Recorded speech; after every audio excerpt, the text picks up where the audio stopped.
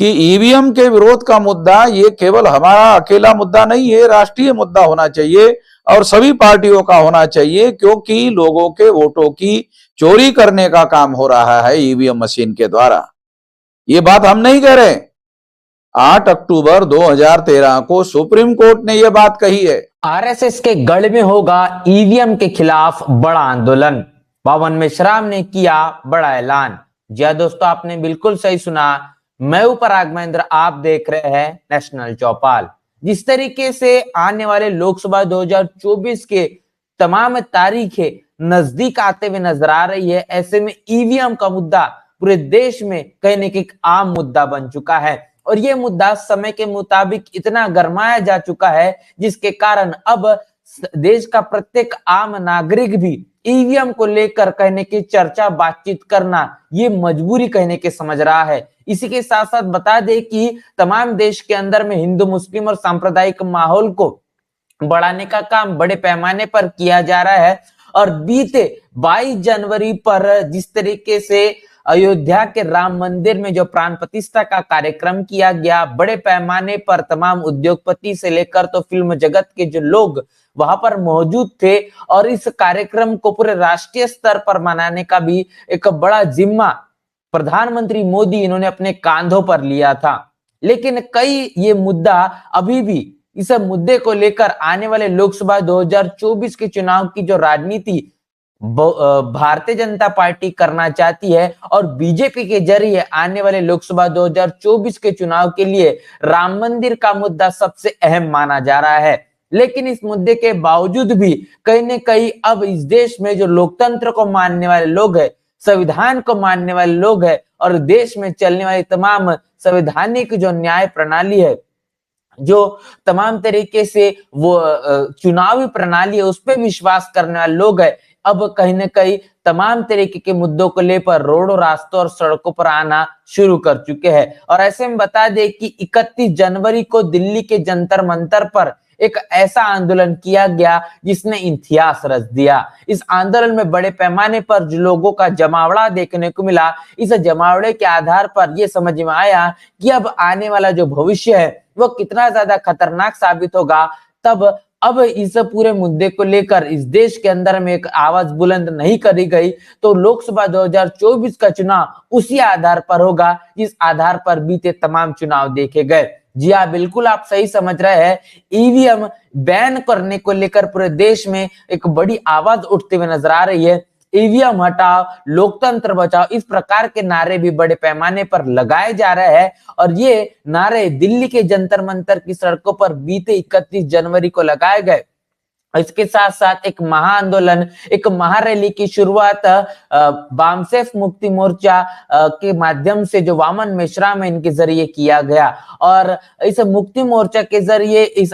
उनके संगठन के जरिए इस आंदोलन की जो अगुवाई की गई, उसके साथ साथ पूरे देश के तमाम जो सुप्रीम कोर्ट के एडवोकेट्स और एक्टिविस्ट है बड़े पैमाने पर इस आंदोलन को समर्थन करने का काम करते हैं और हजारों नहीं तो लाखों की संख्या में एक बड़ा जनसैलाब दिल्ली की जंतर मंतर की सड़कों पर चुनाव आयोग का घेराव करने के लिए पहुंच जाता है। तमाम तस्वीरों से आपको रूबरू करवा दो किस तरीके से एक बड़ा आंदोलन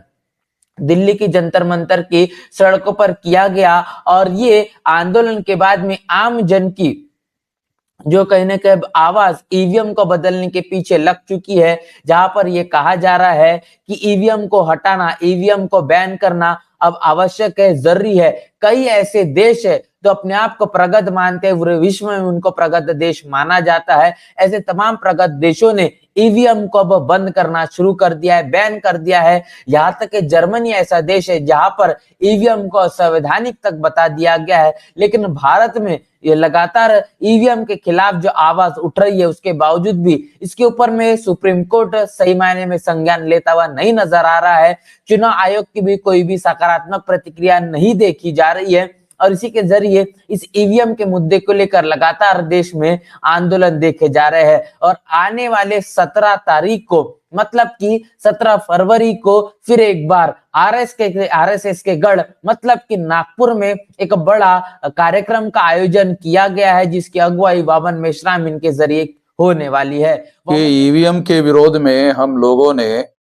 31 जनवरी को जंतर मंतर पर राष्ट्रीय स्तर का चुनाव आयोग को घेरने का बड़ा कार्यक्रम किया, लाखों लोगों का कार्यक्रम किया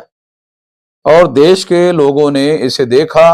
और सारे देश भर में उसके बाद लहर सी आई हुई है और सारे देश भर में इसके विरोध में कार्यक्रम हो रहे हैं। और अब ये हालात पैदा हो गए हैं देश भर में कि ईवीएम का विरोध ये आज के तारीख का राष्ट्रीय एजेंडा हो गया है, राष्ट्रीय कार्यक्रम हो गया है। इसलिए 17 तारीख को नागपुर में ईवीएम के विरोध में बड़ा कार्यक्रम हो रहा है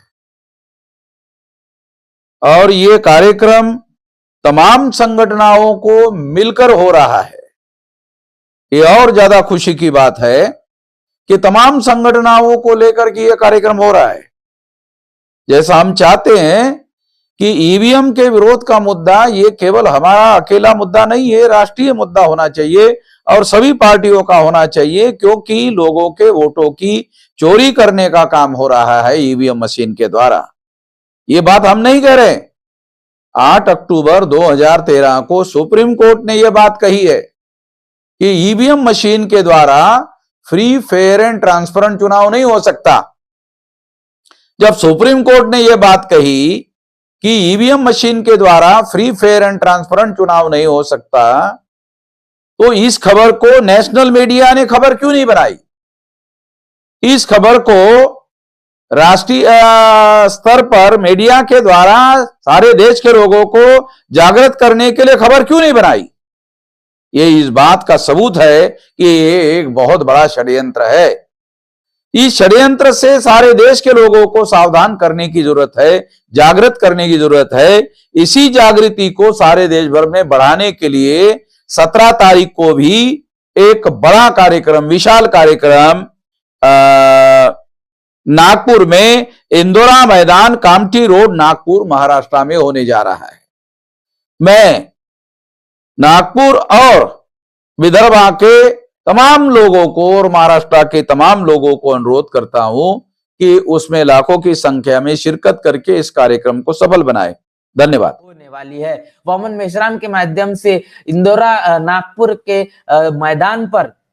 एक बड़ा आंदोलन का आयोजन किया गया है। इस बड़े कार्यक्रम का आयोजन किया गया है जहां पर ईवीएम के खिलाफ ये कार्यक्रम रखा गया है और इस आंदोलन में जन जागरण के तौर पर आने वाले लोकसभा 2024 के चुनाव के मद्देनजर रखते हुए जिस तरीके से धांधली होने की, चुनाव की प्रक्रिया में तमाम ट्रांसपेरेंसी नहीं रखने की, पारदर्शिता को बरकरार नहीं रखने की, इसके साथ साथ बड़ी वोटों की हेरफेर और चोरी करने की चीजें हो सकती इन तमाम अनुमानों के जरिए वामन मेश्राम के माध्यम से, उनके संगठन के जरिए, उनके पार्टी के जरिए, बामसेफ के ऑर्गेनाइजेशन के जरिए, बामसेफ संगठन के जरिए एक बड़े कार्यक्रम का आयोजन किया गया है और इस कार्यक्रम का आगाज भी उन्होंने कर दिया है और उन्होंने जाहिर कर दिया है कि आने वाले 17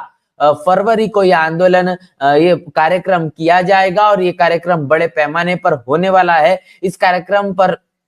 तमाम जो संगठन है, जो सामाजिक संगठन है, उनका बड़े पैमाने पर समर्थन भी करने वाले हैं और उनके समर्थन के जरिए इस कार्यक्रम का आयोजन किया गया। अब सबसे बड़ी बात है कि इस देश में जिस प्रकार बड़े पैमाने पर ईवीएम के मुद्दे को लेकर खासतौर पर सुप्रीम कोर्ट के एडवोकेट महमूद प्राचा, भानु प्रताप सिंह, तमाम लोग अपनी आवाज बुलंद कर रहे हैं, लेकिन उसके बावजूद भी अगर चुनाव आयोग इसके ऊपर में कोई संज्ञान नहीं लेता हुआ नजर आता है, सुप्रीम कोर्ट की तरफ से भी इसके ऊपर में कोई सही मायने में प्रतिक्रिया नहीं देखी जा रही है, इसका मतलब ये साफ है देश में तमाम जो चुनावी प्रक्रिया है वो चाह ही नहीं जा रही है कि वो पारदर्शिता के आधार पर हो। वोटों की चोरी और धांधली इस देश के अंदर में तमाम शासन प्रशासन के जरिए और सरकारी मशीनरी का गलत उपयोग कर कर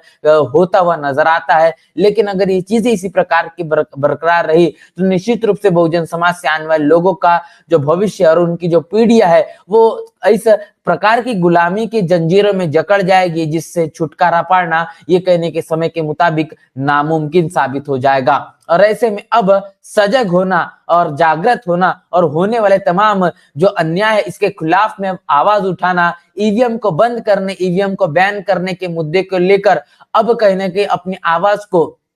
मजबूत करना ये समय की मांग हो चुकी है। और इसी प्रकार इस मुद्दे को लेकर अपने जन जागृति के तौर पर अपने कार्यक्रम का आयोजन वामन मेश्राम इन्होंने नागपुर के इंदिरा मैदान में किया है, और जो आने वाले 17 तारीख को होने वाला है। इस पूरे के पूरे मुद्दे को लेकर, इस कार्यक्रम को लेकर क्या आपकी राय, प्रतिक्रिया क्या है, लिखकर कमेंट बॉक्स में जरूर बताएं। बने रहना नेशनल चौपाल के साथ, मिलते नए वीडियो में, तब तक के लिए जय भीम, जय भारत।